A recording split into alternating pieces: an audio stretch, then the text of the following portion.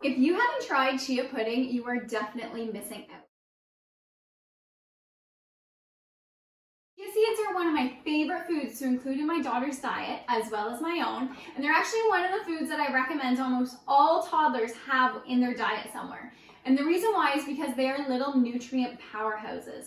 So chia seeds are loaded with healthy fats, antioxidants, omega-3s, and they contain about 5 grams of protein per 2 tablespoons.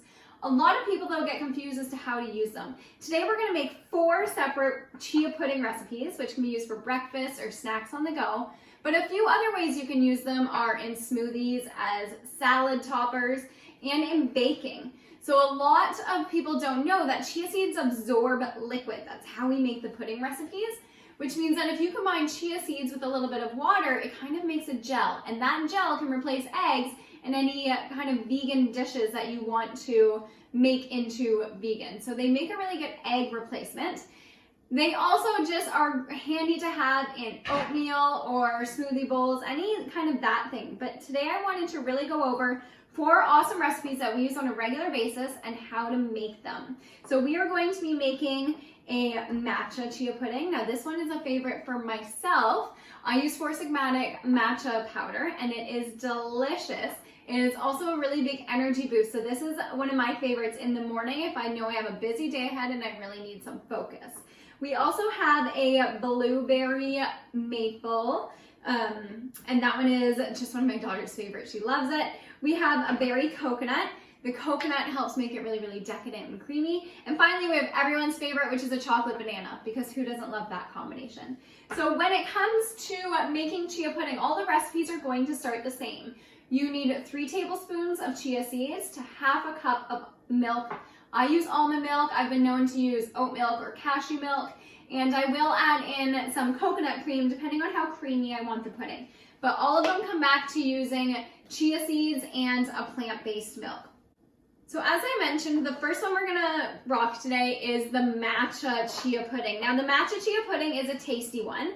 All of them will have a sweetener in it, and the sweetener in this one is honey along with some cinnamon. It kind of gives you that nice cozy feeling in the morning while still giving you a boost of energy. We're also gonna add in some walnuts just because I really kind of like the crunch. Once you mix all that up, you can store it in the fridge and it is ready to go in the morning. The next one is the berry coconut. Now this one actually uses coconut cream, and I find coconut cream makes everything so creamy. It makes it almost decadent. So when I need kind of that indulgent snack, this is the one I go to. So you're going to add coconut cream, shredded coconut, berries, and maple syrup to this jar. Again, just stir it up, shake it up, chop it with whatever you want on top, and you are good to go. The blueberry maple obviously can be made with any berries that you want. I went with blueberries and blackberries, although I think a few raspberries got in there. But this one is a blueberry almond. What you're going to add to this one is your berries, almond butter, and a tablespoon of maple syrup to sweeten it up a little bit. Mix it all up, and this one is actually one of my daughter's favorite after-school snacks. And lastly, everyone loves chocolate banana. So chocolate banana is kind of a staple love in this house with kids. I love it because it uses cacao powder. And if you haven't used cacao powder before, it's like chia seeds. It's very, very nutrient dense, and it makes everything chocolate. So cacao powder is loaded with calcium, iron, and a ton of antioxidants. It is definitely a staple in the house. And all you need for this one is some maple syrup, cacao powder, banana. You're gonna mix that up. And then I like to top mine with a little bit more sliced banana and some chocolate chips, just if I'm feeling fancy.